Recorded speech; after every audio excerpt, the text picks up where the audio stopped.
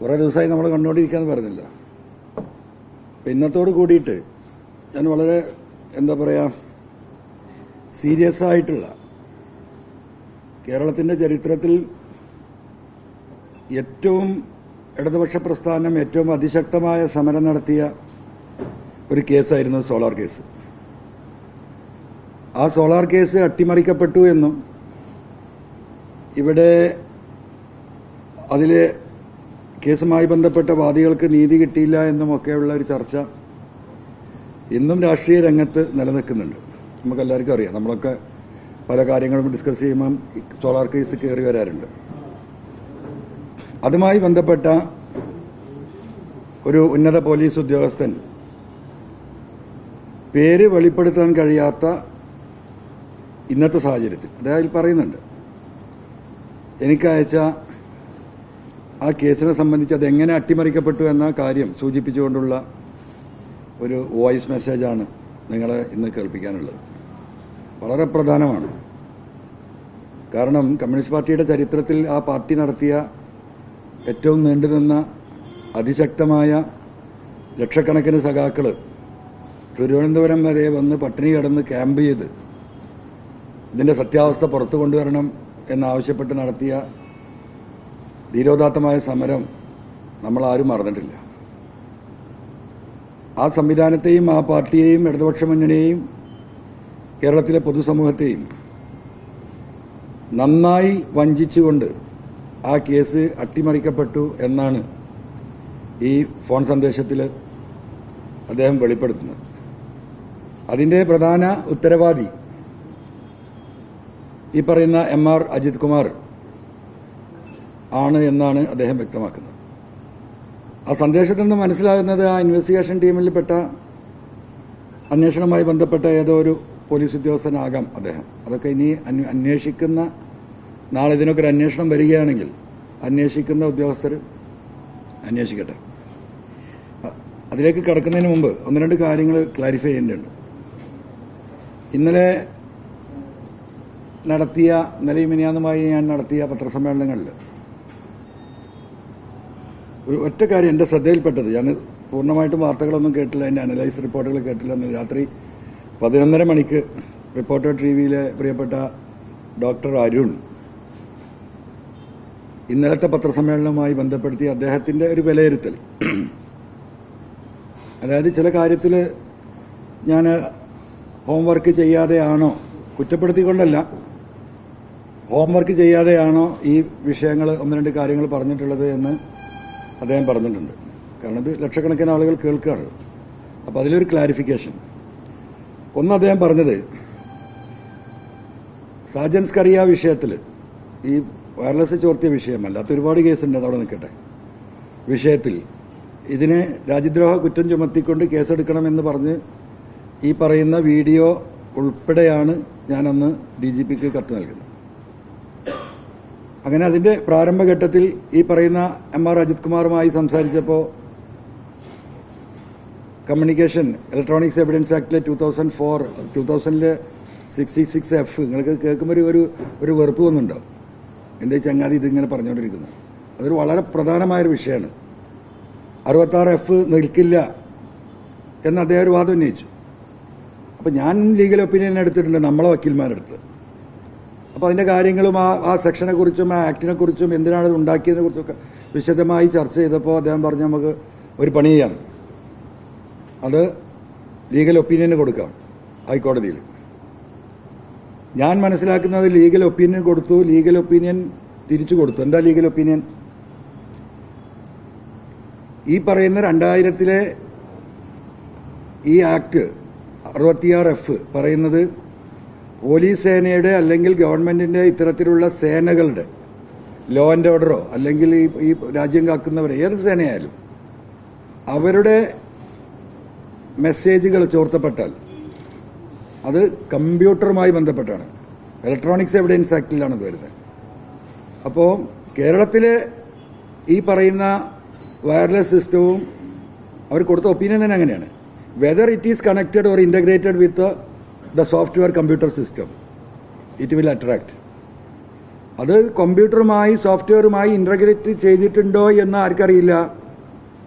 ഈ legal opinion കൊടുക്കുന്ന വക്കീലിന് അറിയില്ല, DGPക്ക് അറിയില്ല, ഡയറക്ടർ ജനറൽ ഓഫ് പ്രോസിക്യൂഷൻ. അദ്ദേഹം പറഞ്ഞു whether it is integrated with wireless and the computer, whether it is integrated with the computer system, software system, it will attract 66F ആണ്. അപ്പോൾ പിന്നെ അത് പരിശോധിക്കേണ്ട ആരാ? പോലീസാണ്. ഇൻ്റഗ്രേറ്റഡ് ആണ് കേരളത്തിൽ. ആ ഇൻ്റഗ്രേറ്റഡ് ആണെങ്കിൽ അത് പ്രകാരം കേസെടുക്കണം. അപ്പോൾ ഡോക്ടർ അരുൺ പറഞ്ഞത് അങ്ങനെ ഒരു ഒപ്പീനിയൻ വാങ്ങിയിട്ടുണ്ടോ ഇല്ലേ എന്ന് MLA പരിശോധിച്ചിട്ടില്ല എന്നാണ്. ഞാൻ ഉറച്ച് വിശ്വസിക്കുന്നു അങ്ങനെ legal opinion director general of prosecution കൊടുത്തിട്ടുണ്ട്. അത് നിങ്ങൾ പരിശോധിക്കണം. പ്രിയപ്പെട്ട ഡോക്ടർ അരുൺ, അതിന് ഒരു വിവരാവകാശം കൊടുക്കണം നിങ്ങൾ DGP ഓഫീസിൽ. ഞാൻ അങ്ങനെ വെളിവില്ലാതെ പറഞ്ഞ കാര്യമില്ല, എൻ്റെ ബോധ്യത്തിൻ്റെയും എൻ്റെ അറിവിൻ്റെ അടിസ്ഥാനത്തിൽ പറഞ്ഞാണ്. പ്രിയപ്പെട്ട അരുൺ അത് അന്വേഷിക്കണം. രണ്ടാമത്തെ ഒരു കാര്യം, വിജിലൻസ്, അതായത് നമ്മുടെ നിയമസഭാ പ്രസംഗവുമായി ബന്ധപ്പെട്ട് നടത്തിയ പ്രസംഗം, തിരുവനന്തപുരം സ്വദേശി ആഫീസാണ് വിജിലൻസ് കോടതിയിൽ ഈ പ്രസംഗത്തിനെ ബേസ് ചെയ്തുകൊണ്ട് ഈ പെറ്റീഷൻ പോകുന്നത്. അങ്ങനെ വിജിലൻസിനോട് പ്രഥമ റിപ്പോർട്ട് ഫയൽ ചെയ്യാൻ വേണ്ടി പറഞ്ഞു. ആ പ്രഥമ റിപ്പോർട്ടിലാണ് ഇതിലൊരു കഴമ്പില്ല എന്ന് പറഞ്ഞുകൊണ്ട് ക്രൈംബ്രാഞ്ച് ഇത് ഫയൽ ചെയ്യുന്നത്. അതാണ് ഞാൻ ഇന്നലെ പറഞ്ഞത്, എന്നോട് ചോദിച്ചില്ല, കാര്യങ്ങൾ അന്വേഷിച്ചില്ല എന്ന്. അപ്പോൾ ഡോക്ടർ അരുൺ പറഞ്ഞത് അത് ക്രൈംബ്രാഞ്ച് വേറെ DGP ആണ്. ഞാൻ ആ സമ്മേളനത്തിൽ തന്നെ പറയുന്നുണ്ട് അത് വേറെ DGP എന്ന് എനിക്കറിയാം. അപ്പം നിങ്ങൾ തന്നെ പറയുന്നുണ്ട് സൂപ്പർ DGP ആണ് ആര്? അജിത് കുമാർ. അദ്ദേഹം എല്ലാത്തിലും ഇടപെടുന്നുണ്ട്. അതുകൊണ്ടാണ് അത് ടോർപ്പിഡ് ചെയ്യപ്പെട്ടത് ഞാൻ പറഞ്ഞു. അപ്പോൾ ഞാനൊരു ബോധവും വിവരമില്ലാതെ അല്ല അത് പറഞ്ഞത്. ആ കാര്യം കൂടി ആ സമ്മേളനത്തിൽ ഞാൻ എവിടെയോ പറയുന്നുണ്ട്. മറ്റൊരു കാര്യം നിങ്ങളെയും കൂടി അറിവിലേക്ക്, പ്രിയപ്പെട്ട അരുണിൻ്റെയും കൂടി അറിവിലേക്കാണ്. എവിടെയാ വിനോദ് കുമാർ? ക്രൈംബ്രാഞ്ച് DGP വിനോദ് കുമാറായിരുന്നു അന്ന് ഞാൻ ഈ പരാതി ഓഫീസ് കൊടുത്ത. അദ്ദേഹം രാജിവെച്ച് പോയി. അദ്ദേഹം പോലീസിലേ ഇല്ല ഇപ്പോൾ, മനസ്സിലായോ? അദ്ദേഹം പോയി. അങ്ങനെ അതിൻ്റെ കാരണം എന്താ നിങ്ങൾ അന്വേഷിച്ചോളൂ. അപ്പം ഞാൻ ആ ഭാഗം ഒന്ന് ക്ലിയർ ചെയ്യാണ്. മറ്റൊരു കാര്യം, നിങ്ങൾ ഒരുപാട് പണി നമുക്ക് തന്നിട്ടുണ്ട്. ഞാൻ നിങ്ങൾക്ക് ചെറിയൊരു പണി തരാണ്. എനിക്ക് കിട്ടിയൊരു വിവരമാണ്. കിട്ടിയ വിവരത്തിൻ്റെ അടിസ്ഥാനത്തിൽ അതിൻ്റെ രേഖകൾ കിട്ടിയിട്ടില്ല.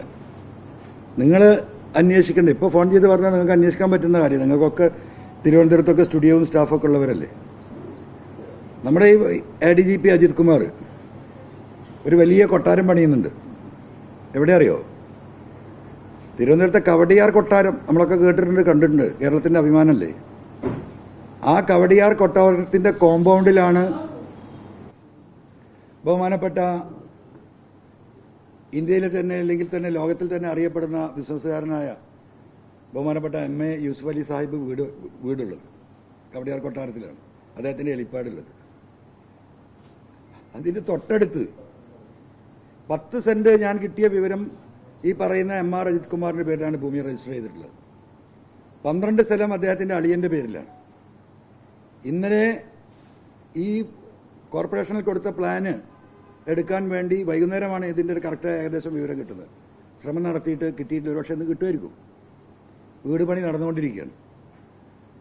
12,000 സ്ക്വയർ ഫീറ്റാണോ 15,000 സ്ക്വയർ ഫീറ്റാണോ എന്ന് നമുക്ക് വിവരം തന്ന ആളുകളുടെ അടുത്ത് കൃത്യമായ വിവരമല്ല. അത് കോർപ്പറേഷനിൽ നോക്കിയാലേ അറിയുള്ളൂ. അത് ദയവായി നിങ്ങളൊന്ന് പരിശോധിക്കണം. ഇപ്പോൾ ഇത് കഴിഞ്ഞാൽ നിങ്ങൾക്ക് വിളിച്ച് പറഞ്ഞാൽ നിങ്ങൾ ആളുകൾ പോയി നോക്കും. ആ നാട്ടുകാർക്കൊക്കെ അറിയത് ഈ ചങ്ങാതിൻ്റെതാണെന്ന്. കവടിയാർ കൊട്ടാരത്തിലെ ഭൂമിയുടെ വില അറിയോ? 60 തൊട്ട് 75 ലക്ഷം രൂപയാണ് മിനിമം. MA യൂസുഫ് അലി സാഹിബ് വീടുണ്ടാക്കാൻ തിരുവനന്തപുരത്ത് ഒരു സ്ഥലം സെലക്ട് ചെയ്യുമ്പോൾ എവിടെയാണെന്ന് ഇപ്പോൾ നമുക്ക് ഊഹിക്കാമല്ലോ. അപ്പോൾ അദ്ദേഹത്തിൻ്റെ വീടിനടുത്ത് ഒരു അഴിമതിയില്ല, ഒരു കള്ളക്കച്ചവടം ഇല്ല. ഈ ചെരുപ്പേ ഇടുള്ളൂ, 25 രൂപേൻ്റെ കുപ്പായ ഇടൂ, ഒരു കീറി പറഞ്ഞ പാൻറ്റേ ഇടുള്ളൂ. പാവപ്പെട്ട DGP. അപ്പോൾ ദയവായി നിങ്ങൾ അതും കൂടി ഒന്ന് അന്വേഷിക്കണം. എന്നിട്ട് എനിക്ക് അതൊന്ന് TV യിലൊന്ന് കാണണമെന്നുണ്ട്. അപ്പോൾ ഇത് കഴിഞ്ഞാൽ തിരുവനന്തപുരത്തെ നിങ്ങളുടെ സബോർഡിനേറ്റ്സിനെ ഒന്ന് വിളിച്ച് പറയണം എന്നാണ് എനിക്ക് പറയാനുള്ളത്. മറ്റൊരു പ്രധാന വിഷയം നിങ്ങളുമായി പങ്കുവെച്ചപ്പം കൊന്നും കൊല്ലിച്ചും എഡിജി സുജിദാസ് തന്നെ പറയുന്നുണ്ട്, വേണ്ടി വന്നാൽ കൊല്ലാനും കൊല്ലിക്കാനും അദ്ദേഹത്തിന് അറിയാം. അപ്പോൾ കേട്ടല്ലോ. അതുമായി ബന്ധപ്പെട്ട് ഒന്ന് രണ്ട് കാര്യങ്ങൾ ഞാൻ സൂചിപ്പിച്ചിരുന്നു. അതിൽ പ്രധാനമായി ഞാൻ സൂചിപ്പിച്ചിരുന്ന എടവണ്ണ കേസായിരുന്നു. എടവണ്ണയിൽ നിദാൻ എന്ന് പറയുന്ന ഒരു ചെറുപ്പക്കാരൻ തലക്ക് വെടിയേറ്റ് മരണപ്പെട്ട ഒരു സംഭവം ഏകദേശം 1.5 വർഷം മുമ്പാന്ന് തോന്നുന്നു എനിക്കുണ്ടായി. എൻ്റെ നാട്ടിൽ, എൻ്റെ അടുത്താണ്, 1-2 കിലോമീറ്റർ. അന്ന് ഇതിൻ്റെ ദുരൂഹതകൾ നമ്മളിങ്ങനെ കേൾക്കാറുണ്ടായിരുന്നു. അപ്പോൾ കഴിഞ്ഞൊരു ഈ പറഞ്ഞ പോലെ ഈ അന്വേഷണത്തിൻ്റെ ഭാഗമായി ഈ വിഷയത്തിലേക്ക് ഇറങ്ങിയപ്പോൾ അതിൻ്റെയൊക്കെ പിന്നാലെ നമ്മൾ പോയിരുന്നു. അപ്പോൾ നിങ്ങൾ ശ്രദ്ധിച്ച് കേട്ടോ, ആ മരിച്ച റിദാന്റെ ഭാര്യയെയും കുടുംബത്തെയും ഇന്നലെ ഞാൻ കണ്ടിരുന്നു. വിശദമായി ആ കുട്ടിയോട് ഈ കാര്യങ്ങൾ വിളിച്ചന്വേഷിച്ചു, ചോദിച്ചു. ആ കുട്ടി പറയുന്നു, ഇപ്പോൾ ആ കേസിൽ ബുക്ക് ചെയ്തിട്ടുള്ള പ്രതിയായി ഇവർ കുറ്റപത്രം കൊടുത്തിട്ടുള്ള ഷാൻ ഒരിക്കലും അത് ചെയ്യൂല. എൻ്റെ ഭർത്താവിൻ്റെ ഏറ്റവും അടുത്ത ഫ്രണ്ടാണ്, അവരത്രയും സ്നേഹത്തിലാണ്, ഒരു കാരണവശാലും എനിക്ക് ചെയ്യാൻ കഴിയില്ല. കേസിൽ ബുക്ക് ചെയ്യപ്പെട്ട കുടുംബം, അവൻ്റെ പേര് ഷാനാണ് ഇതിലെ പ്രതി, അവരുമായി ബന്ധപ്പെട്ടു എന്ന് സംസാരിച്ചു. അവർ തീർത്തും പറയുന്നു ആ കാര്യം ഈ ഷാൻ ചെയ്തിട്ടേ ഇല്ല. അപ്പൊ പിന്നെ എങ്ങനെ ഷാൻ പ്രതിയാക്കപ്പെട്ടു? ഈ പെൺകുട്ടിയോട് ഈ മരണം നടന്ന് പിറ്റേ ദിവസം പോലീസ് വളരെ മോശമായിട്ടാണ് പെരുമാറിയിട്ടുള്ളത്. മരിച്ച റിദാൻ ഫാസിലിന്റെ ഭാര്യ അവരിപ്പോഴും ജീവിച്ചിരിപ്പുണ്ട്, ഒരു ഘട്ടത്തിൽ നിങ്ങളുടെ മുന്നിൽ വരും. അവരെ കൊണ്ട് എന്താ പറയിപ്പിക്കാൻ നോക്കിയെന്നറിയാം. ഈ കൊന്നു എന്ന് പറയപ്പെടുന്ന ഈ വ്യക്തിയുമായി, ഷാനുമായി അവർക്ക് അവിഹിത ബന്ധമുണ്ടായിരുന്നു എന്നവർ സമ്മതിച്ചു കൊടുക്കണം. ആ അവിഹിത ബന്ധത്തിന്റെ ഭാഗമായി അവളുമായി ഒരുമിച്ച് ജീവിക്കാൻ അവരുടെ ഭർത്താവിനെ അവരുടെ കാമുകൻ ആണ് എന്ന് ഇവർ പറയുന്ന ഈ ഷാൻ വെടിവെച്ചു വന്നാണ്.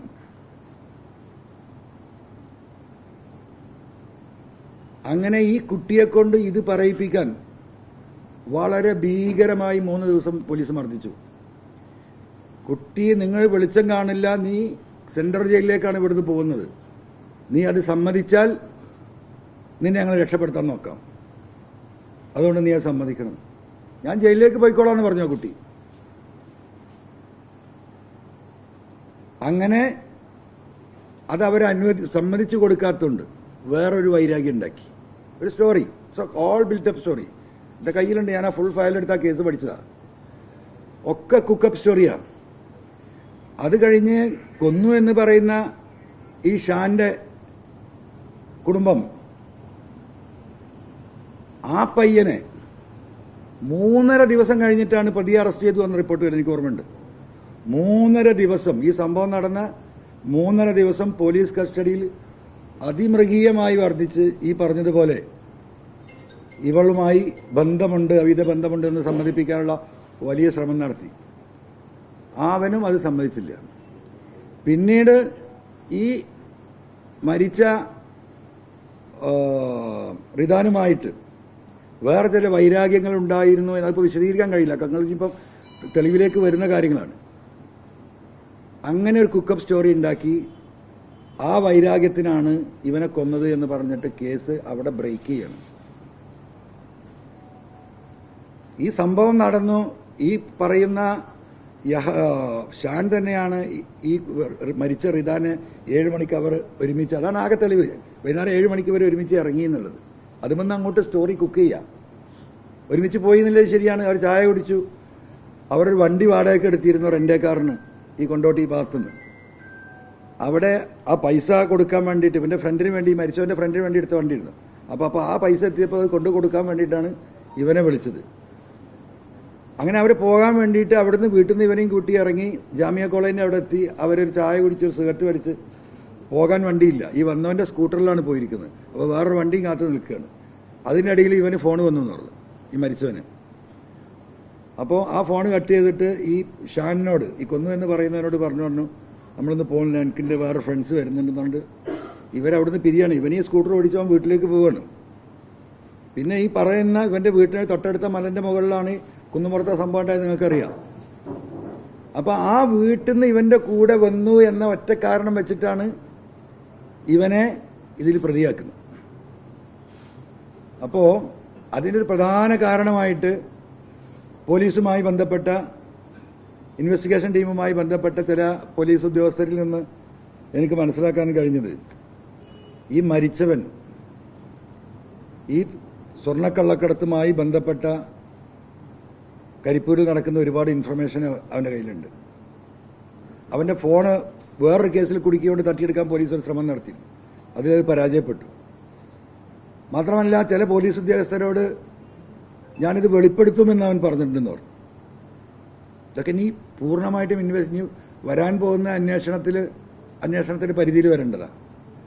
അങ്ങനെ ആ ഒരു മോട്ടീവിലാണ് ഇവനെ കൊല്ലിച്ചത് എന്നാണ് ഇതുമായി ബന്ധപ്പെട്ടവർ സൂചിപ്പിക്കുന്നത്. കാരണം അത് വരുന്നത് സുജിത്ദാസിൻ്റെ അടുത്തേക്കാണ്. അപ്പോൾ ആര് കൊന്നു, എങ്ങനെ കൊന്നു, പിന്നെ ഈ സംഭവം കഴിഞ്ഞ ഉടനെ അന്ന് വൈകുന്നേരം തൊട്ട് ഈ പറയുന്ന കൊന്നു എന്ന് പറയുന്ന വ്യക്തിയുടെ വീടും നാടും ഓഫീസും അവനുമായി ബന്ധപ്പെട്ട സ്ഥലങ്ങൾ മുഴുവൻ പോലീസ് അരിച്ചു പെറുക്കിയിട്ടുണ്ട്. 3.5 ദിവസം കഴിഞ്ഞിട്ട് അവനോട് പറയാണ്, നിന്നെ വീട്ടിലൊന്ന് കൊണ്ടുപോകാൻ, വീട്ടിൽ പോയി വരേണ്ട ഒരു ആവശ്യമുണ്ട്. അങ്ങനെ ഇവർ സെർച്ചിന് പോവുക, ഏത് തോക്ക് കണ്ടെത്തണല്ലോ. പോലീസ് അരിച്ചു പറിക്കുക, 2-3 ദിവസമായിട്ട് പോലീസ് അരിച്ചു പറിക്കുക. പോലീസിന്റെ അറ്റൻഷനുള്ള വീടാണ്. ആ വീടിൻ്റെ അകത്തേക്ക് കയറുന്നു, റൂമിൻ്റെ ഉള്ളിലൂടെ ഇങ്ങനെ നടക്കുന്നു. അപ്പോൾ പെട്ടെന്ന് കട്ടിലിൻ്റെ ചുവട്ടിൽ ചെറിയൊരു പ്ലാസ്റ്റിക് കവർ കാണുന്നു. ഒരു പോലീസുകാരൻ കാലുകൊണ്ട് ഇങ്ങനെ തട്ടി വെക്കുന്നു, അതാ കിടക്കുന്നു തോക്ക്. അങ്ങനെ തോക്ക് റിക്കവറി. ഈ ഫാസിലിൻ്റെ മരിച്ചവൻ്റെ കയ്യിൽ 2 ഫോണുണ്ട്.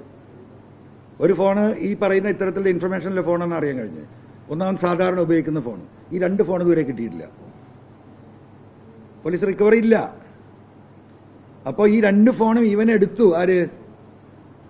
ഈ പേരൻ്റെ കൺഫ്യൂഷനോ, ഈ കൊന്നു എന്ന് പറയുന്ന എന്താണ്, ഷാൻ. അത് ചാലിയാർ പുഴയിൽ എറിഞ്ഞു എന്ന് നീ പറയണം. എടവണ്ണ പാലത്തിൻ്റെ മുകളിൽ നിന്ന് എടവണ്ണ പാലത്തിലൂടെ ഞാൻ വീട്ടിലേക്ക് പോവാം. അങ്ങനെ അവൻ അവിടെ കൊണ്ടുവരുന്നു, പാലത്തിൽ നിർത്തുന്നു. സിനിമയിലൊക്കെ കാണുന്ന പോലെ ഇങ്ങോട്ടാണ് എറിഞ്ഞതെന്ന് പറയുന്നു. ഭയങ്കര സ്കൂബ ടീം വരുന്നു. 3-4 ദിവസം മുങ്ങുന്നു, പൊങ്ങുന്നു, ഒരു സംഭവമില്ല. തോക്ക് എവിഡൻസ് പോയി. 2 ഫോണും മിസ്സിങ്ങാ. ഏറ്റവും വലിയ തെളിവുള്ള സാധനം അതാണ്. ഇങ്ങനെ കുക്കപ്പ് ചെയ്ത കേസ് ഞാൻ മറ്റിലേക്ക് കിടക്കുന്നില്ല, ഞാനത് സൂചിപ്പിച്ചുകൊണ്ട് മാത്രം ആ വിഷയം ഇവിടെ സൂചിപ്പിക്കുകയാണ്. അപ്പോൾ ഇനി നമ്മൾ പ്രധാന വിഷയത്തിലേക്ക് കിടക്കാം. നിങ്ങളിതൊന്ന് കേൾക്ക്.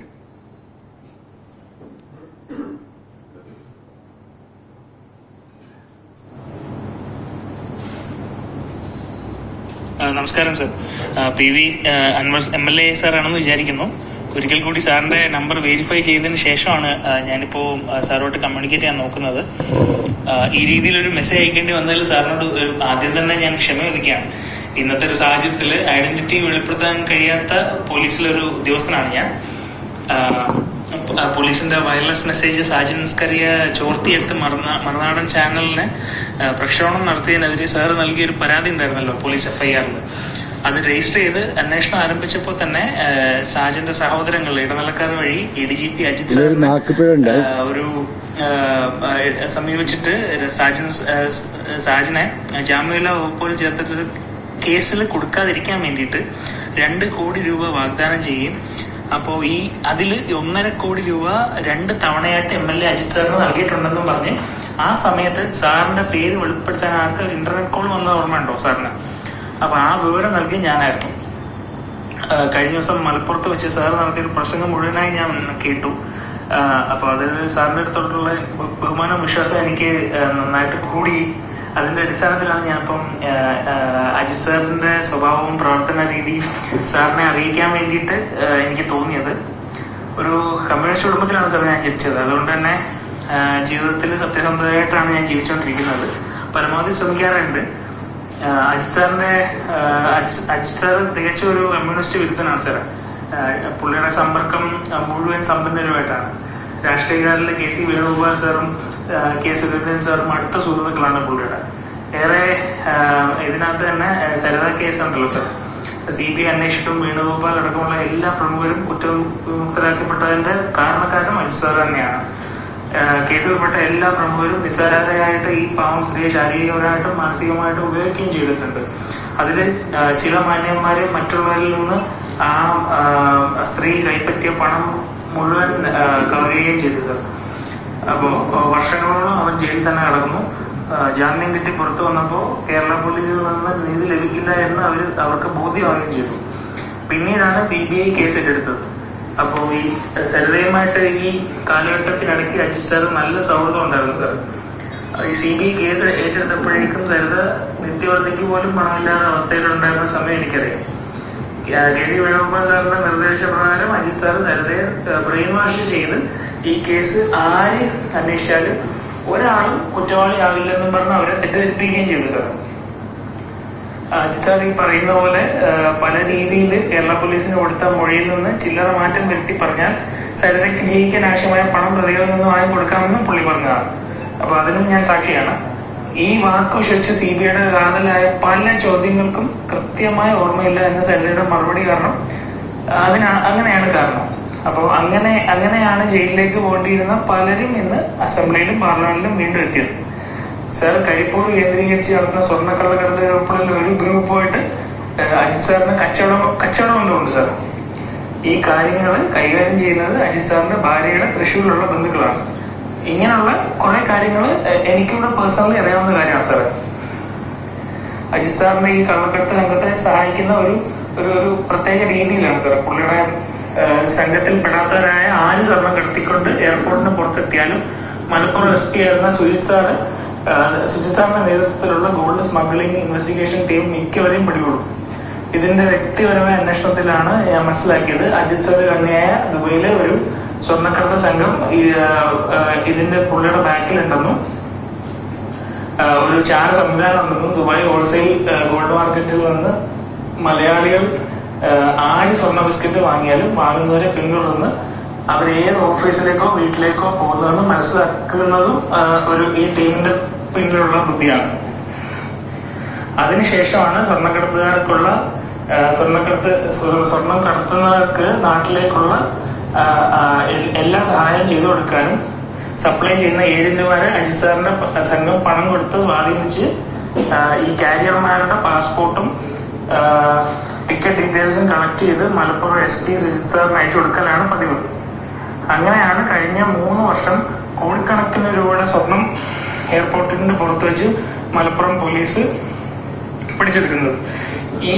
ഇതേ സമയങ്ങളിലൊക്കെ അജിത് സാറിന്റെ സംഘം നിർലോഭം സ്വർണം കടത്തുകയും വലിയ തോതിൽ പണം സമ്പാദിക്കുകയും ചെയ്തിട്ടുണ്ട് സാർ. ഈ പോലീസ് നടപടിയിലൂടെ പൊതുവെ ഒരു കള്ളക്കടത്ത് സംഘത്തിന് മുന്നോട്ട് പോകാൻ കഴിഞ്ഞില്ല. അതുകൊണ്ട് തന്നെ ഈ അജിത് സാറിന്റെ ഗ്രൂപ്പ് ഈ രംഗത്ത് മൊത്തം കൈയടക്കിയ അവസ്ഥയാണ് ഉണ്ടായിട്ടുള്ളത്. ഇദ്ദേഹത്തിന്റെ ഈ സന്തത സഹചാരിയായിട്ടുള്ള ഈ കാര്യങ്ങളെല്ലാം ചെയ്യുന്ന ഒരു മുജീബുണ്ട്. അജിത് സാറിന്റെ വീട്ടിലെ സ്ഥിരം പുള്ളിയുടെ വീട്ടിലെ സന്ദർശകനാണ് ഈ മുജീബ്.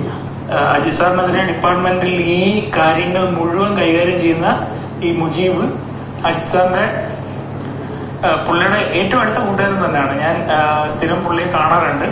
ആരെങ്കിലും അഭിപ്രായ വ്യത്യാസം പറഞ്ഞ് എന്തെങ്കിലും കേസിന്റെ പേരിൽ അന്വേഷണം ആയിട്ട് മുന്നോട്ട് വന്നാൽ ഇവര് മൂലക്കിരുത്തും സാറേ.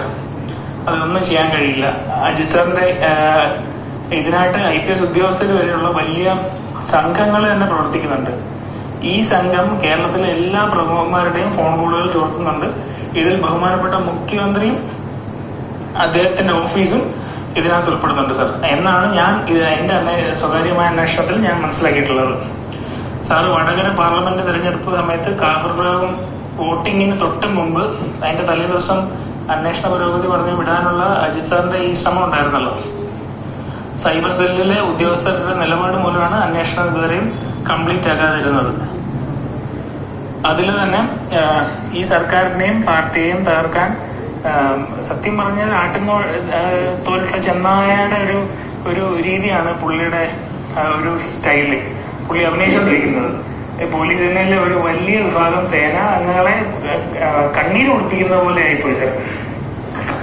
പുള്ളിക്ക് അതിന് ദൈവം അറിഞ്ഞു നൽകിയ ഒരു അസുഖമാണ്. പുള്ളിക്ക് സോറിയാസിസ് രോഗം വന്നു. ശരീരത്തിൽ മാത്രമല്ല, പുള്ളിയുടെ ഹൃദയത്തിലും സോറിയാസിസിന്റെ ഒരു അംശമുണ്ട് സാറേ. അതുകൊണ്ട് പോലീസിന്റെ ഐഡന്റിറ്റി ആയിട്ട് കാക്കി യൂണിഫോം പോലും പുള്ളിക്ക് ധരിക്കാൻ പറ്റാത്ത ഒരു സാഹചര്യമാണ് ഇപ്പോൾ ഉള്ളത്. എന്റെ ശബ്ദം ഇത്രയാണ് ആക്ച്വലി എനിക്ക് പറയാനുള്ളത്. എന്റെ ശബ്ദം എന്റെ ഐഡന്റിറ്റി വെളിപ്പെടുത്താതിരിക്കാൻ വേണ്ടിയിട്ട് ഞാൻ സോഫ്റ്റ്വെയറിന്റെ സഹായത്തോടെ മാറ്റിയിട്ടുണ്ട്. അപ്പോൾ സാർ അത് എൻ്റെ അടുത്ത് ക്ഷമിക്കണം. എനിക്ക് സത്യം പുറത്തു പറയാതെ ഒരു സമാധാനമില്ല. അതിന്റെ പുറത്താണ് ഈ പറയുന്നത്. നന്ദിയുണ്ട് സാർ. Okay, by.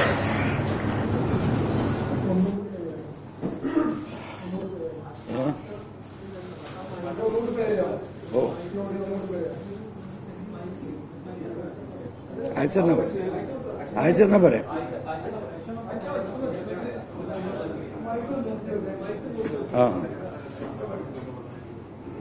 അയച്ചുതരാം. നിങ്ങളെ ഗ്രൂപ്പിലേക്ക് ഇട്ടാ പറയാം. നമുക്കിതിലൊന്നും വിളിക്കാനില്ല, ആർക്ക് വേണമെങ്കിലും തരാം. അപ്പോൾ ഇതൊക്കെയാണ് സ്ഥിതിഗതികൾ. ഇപ്പോൾ എന്നെ സംബന്ധിച്ച് ഞാൻ ഇന്നത്തോട് കൂടിയിട്ട് ഈ ഒന്നാം ഘട്ട എൻ്റെ ഈ ഓപ്പറേഷൻ്റെ ഇത്തരത്തിലുള്ള വെളിപ്പെടുത്തലുകൾ ഞാനിപ്പോൾ തൽക്കാലം ഇവിടെ നിർത്തുകയാണ്. ബഹുമാനപ്പെട്ട മുഖ്യമന്ത്രിയെ നാളെ പോയി കാണണം എന്നാണ് ആഗ്രഹിക്കുന്നത്. ഈ പറഞ്ഞ കാര്യങ്ങൾ മുഴുവൻ വിശദീകരിച്ചുകൊണ്ട് ബഹുമാനപ്പെട്ട മുഖ്യമന്ത്രിക്ക് പരാതി കൊടുത്ത് കേരളത്തിലെ നല്ല IPS ഓഫീസർമാരുണ്ട്. ഏത് കേസും കണ്ടെത്താൻ കഴിയുന്ന IPS അല്ലാത്ത, IPS ലഭിക്കാത്ത നല്ല മിടുക്കന്മാരായ സത്യസന്ധരായ, ഒരു കാലിച്ചായ പോലും ഒരാളോടും വാങ്ങിക്കുടിക്കാതെ ഈ സേനയിലേക്ക് കടന്നു വരുമ്പോൾ അവരെടുത്ത സത്യപ്രതിജ്ഞ അതേപടി പാലിച്ച് ജീവിക്കുന്ന നല്ല ഉദ്യോഗസ്ഥർ ഇവിടെ ഉണ്ട്. ആ ഉദ്യോഗസ്ഥരുടെ ഒരു സ്പെഷ്യൽ ഇൻവെസ്റ്റിഗേഷൻ ടീം ഉണ്ടാക്കി വളരെ ഉന്നതനായ വിശ്വസ്തനായ ഒരു പോലീസ് ഓഫീസറുടെ നേതൃത്വത്തിൽ ബഹുമാനപ്പെട്ട മുഖ്യമന്ത്രിയോട് ഞാൻ അഭ്യർത്ഥിക്കാൻ പോകുന്നത് ഒരു റിട്ടയർഡ് ജഡ്ജിയെ ഈ കേസിന്റെ നിരീക്ഷണത്തിന് ഏർപ്പെടുത്താൻ കഴിയുമെങ്കിൽ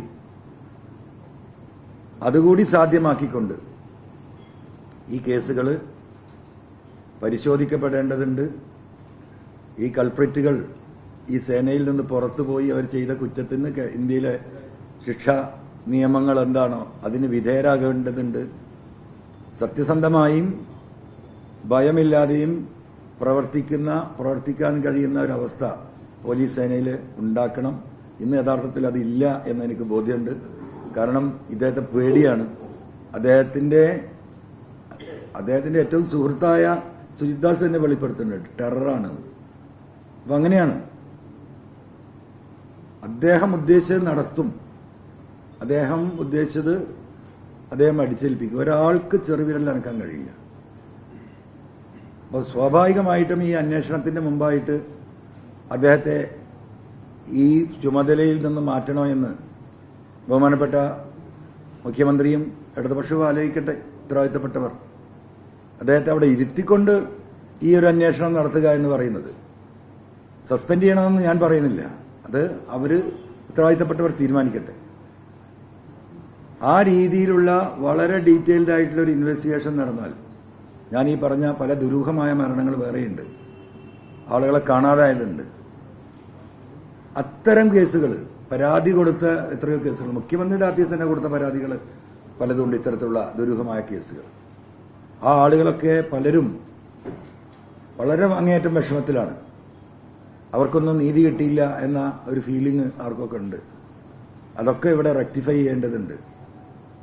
അത് റെക്ടിഫൈ ചെയ്ത് ബഹുമാനപ്പെട്ട മുഖ്യമന്ത്രി തന്നെ ഈ വിഷയത്തിൽ ഇൻവെസ്റ്റിഗേഷനിൽ ഇടപെട്ടുകൊണ്ട് ഈ കാര്യങ്ങൾ സത്യസന്ധമായി പുറത്തേക്ക് കൊണ്ടുവരാനുള്ള നടപടികൾ സ്വീകരിക്കണം എന്ന് പറഞ്ഞുകൊണ്ട് ബഹുമാനപ്പെട്ട മുഖ്യമന്ത്രിക്ക് ഇന്ന് ഞാൻ ഇന്ന് പോയി നാളെ അദ്ദേഹം അവിടെ ഉണ്ടെങ്കിൽ അവിടെ കാണും, അല്ലെങ്കിൽ മറ്റന്നാളും കണ്ട് അത് നൽകാൻ തന്നെയാണ് തീരുമാനം.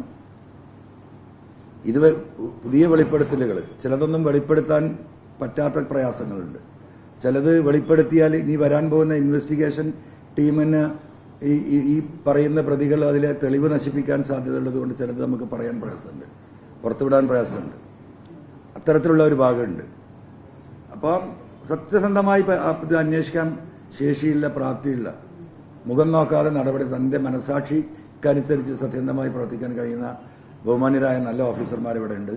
അതിൽ IPS റാങ്ക് തൊട്ട് താഴെ വരുന്ന സിവിൽ പോലീസ് ഓഫീസർമാരുടെ വരെ ഇടയിൽ ഈ കാര്യങ്ങളുണ്ട്. അപ്പോൾ അത് അന്വേഷിക്കട്ടെ.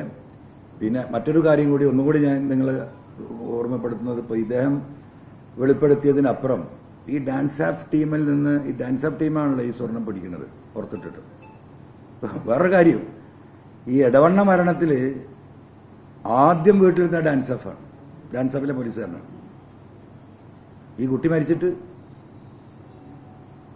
അപ്പം എല്ലാത്തിലും ഡാൻസ് ആഫാണ്.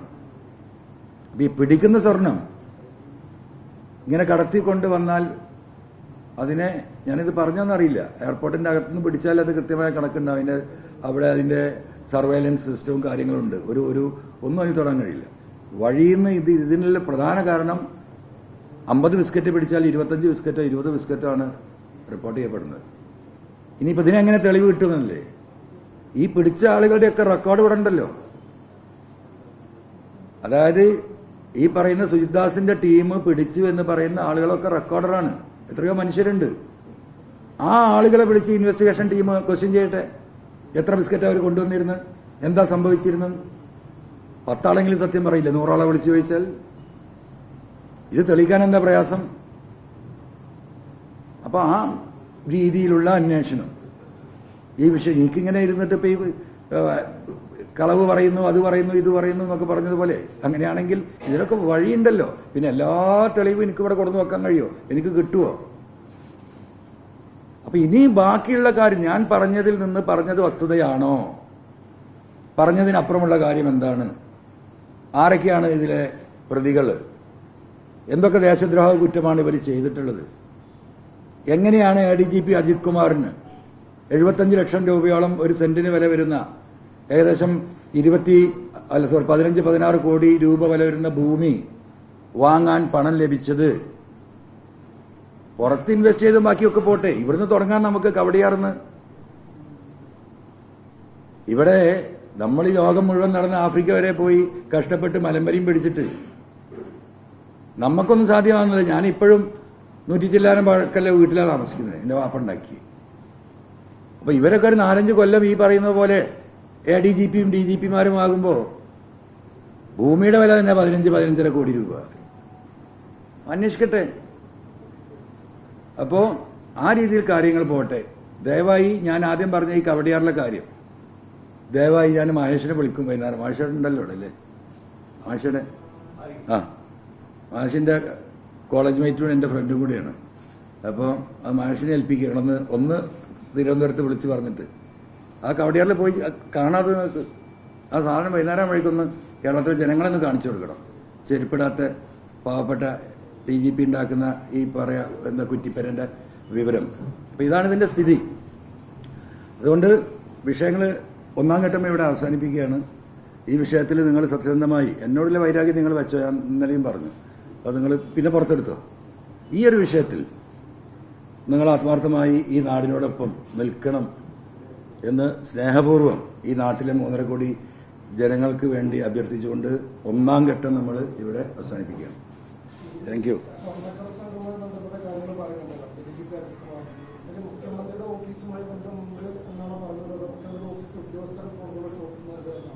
ഉദ്യോഗസ്ഥരെ ഫോൺ കോൾ ചോർത്തും, ഞാൻ അയച്ചുതരാം.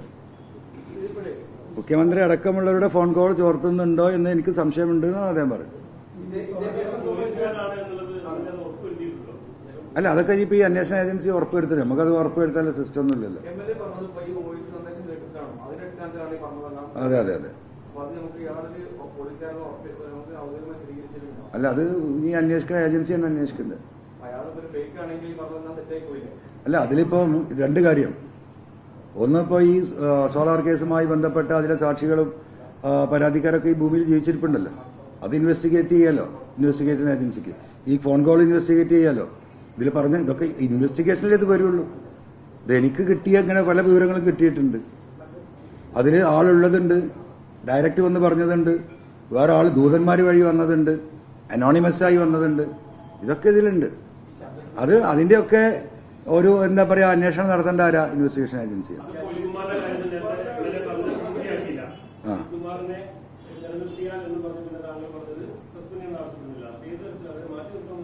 അല്ല, 100% ഇങ്ങനെ ഒരു അന്വേഷണം നടക്കുമ്പം ആ അന്വേഷണം ആർക്കെതിരെയാണോ ഈ കാര്യങ്ങളൊക്കെ ഉള്ളത് ആ വ്യക്തിയെ തന്നെ ഇരുത്തിക്കൊണ്ട് എങ്ങനെയാണ് ആ അന്വേഷണം മുന്നോട്ട് കൊണ്ടുപോകാൻ കഴിയുക? എനിക്ക് തോന്നുന്നില്ല അങ്ങനെ സാധിക്കുന്നത്. മാറ്റി നിർത്തണം തന്നെ എൻ്റെ അഭിപ്രായം.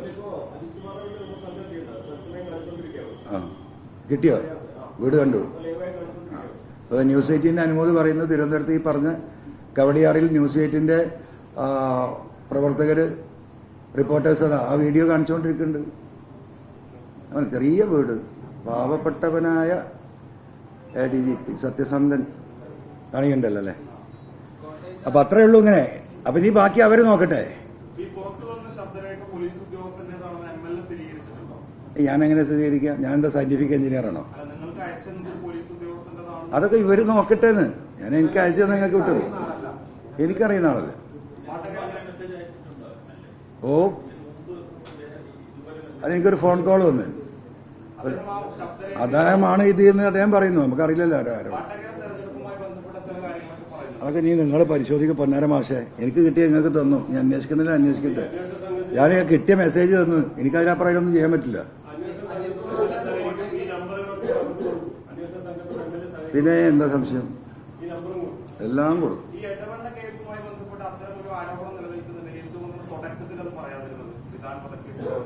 അല്ലെ, ഞാൻ ഇപ്പോഴല്ലേ ഇത് അറിയുന്ന മാഷേ. നമുക്ക് വഹിയൊന്നുമില്ലല്ലോ. ഇപ്പൊ ഈ സംഭവങ്ങളൊക്കെ കണ്ടപ്പോഴേ അതൊക്കെ പുറത്തു വരുന്നത്. അല്ലെങ്കിൽ ഇവരെ പറ്റിയൊന്നും മിണ്ടാൻ പറ്റില്ല ചിരിക്കായിരുന്നു പാവങ്ങൾ. മനസ്സിലായോ? ഇങ്ങനെ ഒരു ഫൈറ്റിലേക്ക് ഇറങ്ങിയപ്പോഴാണ് ഇങ്ങനെ പല ആളുകളും നമ്മളെ ബന്ധപ്പെടാൻ തുടങ്ങിയിരുന്നത്.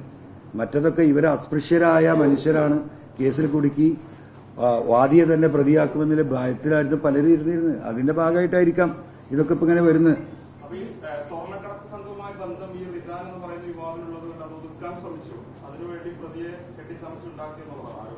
ഞാനൊന്നും ആരോപിച്ചിട്ടില്ല. ഞാൻ ആ കേട്ട കാര്യം ഇവിടെ പറഞ്ഞു. അതിന് നിങ്ങൾ പരിശോധിക്കുക. അതൊക്കെ ഇൻവെസ്റ്റിഗേഷൻ ടീം വരട്ടെ, അവർ പരിശോധിക്കട്ടെ.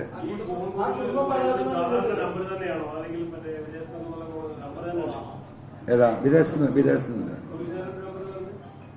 എങ്ങനെ? ആ, അല്ല, വോയിസ് മെസ്സേജാണ് അത്.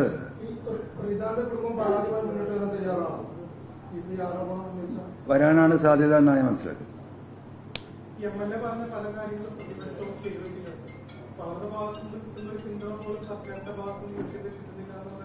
അതിപ്പോഴല്ലേ പരാതി പറഞ്ഞു. ഇന്നലെ പിന്നെ ഞാൻ ഒന്നുമായിട്ടല്ലേ പറഞ്ഞിട്ടുള്ളൂ. ഇപ്പൊ പിന്തുണ കിട്ടുന്നില്ല എന്നൊന്നും നമുക്ക് പറയാനായിട്ടില്ലല്ലോ. അത് നമ്മൾ പരാതി പോലും കൊടുത്തിട്ടില്ലല്ലോ മുഖ്യമന്ത്രിക്ക്. അതിക്ക് പരാതി കൊടുക്കാൻ ഞാൻ പോകുന്നല്ലേ പറഞ്ഞു. എങ്ങനെ? മുഖ്യമന്ത്രിയുടെ നിലപാട് അതാണല്ലോ. മുഖ്യമന്ത്രിയുടെ നിലപാടിൽ അഭിപ്രായ വ്യത്യാസം നിങ്ങളിൽ ചിലർക്കല്ലേ ഉള്ളൂ. എനിക്ക് ആ വ്യക്തിയെ വ്യക്തിപരമായി അറിയുന്ന ആളാണ്. ഈ അത്തരം കാര്യങ്ങളിൽ ഇപ്പോൾ അദ്ദേഹം നന്നായിട്ട് ഇടപെടും, അത് അന്വേഷിക്കും. ഞാൻ പറഞ്ഞത് ശരിയാണെന്ന് നോക്കും, എല്ലാം നോക്കും. ഞാൻ പറഞ്ഞതുകൊണ്ട് അതെല്ലാം അദ്ദേഹം വിശ്വസിക്കുന്നില്ല. അതുകൊണ്ടാണല്ലോ അദ്ദേഹം ഈ സ്ഥാനത്തെത്തിയത്. അതുകൊണ്ടാണ് അദ്ദേഹം പിണറായി വിജയനായത്. ഈ പ്രതിസന്ധിയിൽ പിടിച്ചു നിൽക്കുന്നത് അദ്ദേഹത്തിന്റെ സത്യസന്ധതയും അദ്ദേഹത്തിന്റെ നീതിബോധവും തന്നെയാണ്. ഇതൊരു പല ജാതി കൊടുങ്കാറ്റ് ഇവിടെ വന്നല്ലോ, അദ്ദേഹം വീണിട്ടില്ലല്ലോ. അപ്പൊ ആ കാര്യങ്ങൾ അദ്ദേഹം ചെയ്യും. ആ ബോധ്യത്തിൽ തന്നെയാണ് നിൽക്കുന്നത്. ഞാൻ തള്ളാൻ ഞാനൊന്നും ചെയ്തിട്ടില്ലല്ലോ. എന്താ ഞാൻ ചെയ്ത്?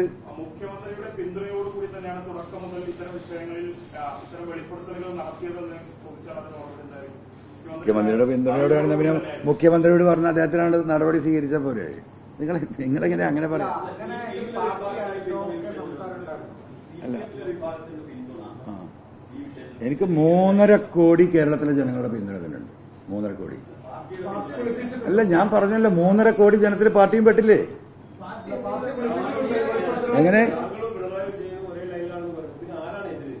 എനിക്കറിയില്ല. നമ്മളെന്നും ആ പാർട്ടി ലൈനിൽ തന്നെയല്ലേ നിൽക്കാറുള്ളൂ.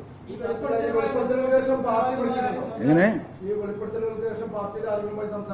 ഞാൻ പലരുമായി സംസാരിച്ചിട്ടുണ്ട്. അപ്പൊ നമ്മൾ സ്ഥിരമായിട്ട് സംസാരിക്കുന്നില്ല. നമ്മൾ പാർട്ടി ലീഡർഷിപ്പായിട്ട് സംസാരിക്കാതിരിക്കാൻ പറ്റും. നമുക്കൊരു ദിവസം എന്തെല്ലാം കാര്യങ്ങളല്ല. പാർട്ടി സെക്രട്ടറിയാണ് സംസാരിച്ചിട്ടില്ല. ഇതൊക്കെ തിരക്കൽ വിഷയല്ലേ.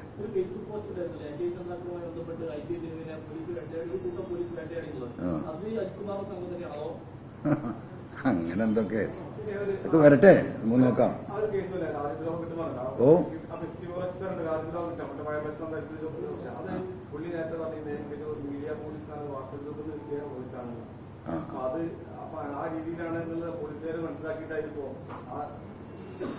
ആരാണ് ഇതിന്റെ ഉത്തരവാദി? അതിന്റെ ഉത്തരവാദി പോലീസല്ലേ? ഇപ്പോ പോലീസിന്റെ സേനയല്ലേ? അത് ഏത് ഗ്രൂപ്പിൽ നിന്ന് കിട്ടി മറ്റേന്ന് കിട്ടി പറഞ്ഞിട്ട് കാര്യമില്ലല്ലോ. അതിന് ഉത്തരവാദി അതല്ലേ. അപ്പൊ ആ ഗ്രൂപ്പിലേക്ക് അങ്ങനെ പോയി അവനെ പിടിക്കണ്ടേ? അതല്ല ഇൻവെസ്റ്റിഗേഷൻ.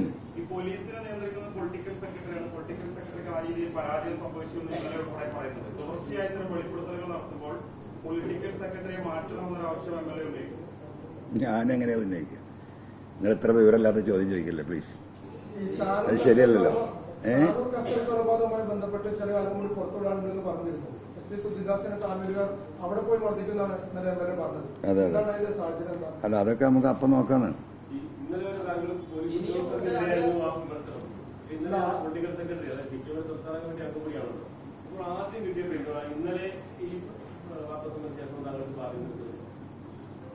എന്തിപ്പോ ആ ചോദ്യത്തിന് അതൊക്കെ നമുക്ക് പറയാം. എനിക്ക് ഈ കേരളത്തിലെ 3.5 കോടി ജനതയുടെയും പിന്തുണ ഉണ്ട് എന്ന് ഉറച്ച് വിശ്വസിക്കുന്നതാണ്. അതിലെല്ലാവരും വരും, നിങ്ങളും വരും എന്നാണ് ഞാൻ ഈ വിഷയത്തിൽ വിചാരിക്കുന്നത്. അപ്പൊ നമുക്ക് അവസാനിപ്പിക്കാം.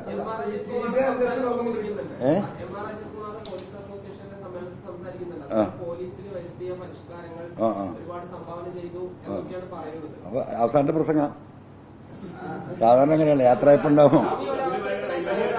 യാത്രയപ്പ് പ്രസംഗമായി മാറിയോ? എനിക്കറിയില്ല.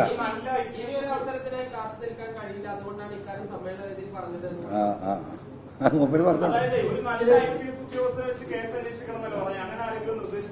ഇല്ലല്ലോ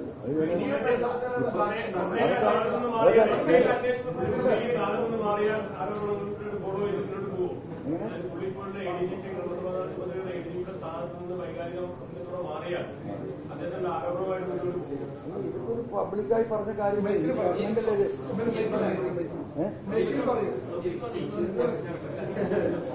അല്ല, അത് ഇനി ഗവൺമെന്റ് അല്ലേ തീരുമാനിക്കേണ്ടത്. അദ്ദേഹം പോവാതിരിക്കുക. അതുകൊണ്ട് കുറ്റവിമുക്തനാവില്ലല്ലോ. അദ്ദേഹം നാളെ രാജിവെച്ചു അജിത് കുമാർ. അതുകൊണ്ടെന്താ ആള് കുറ്റവിമുക്തനാവും? ഒരിക്കലും ഇല്ലല്ലോ.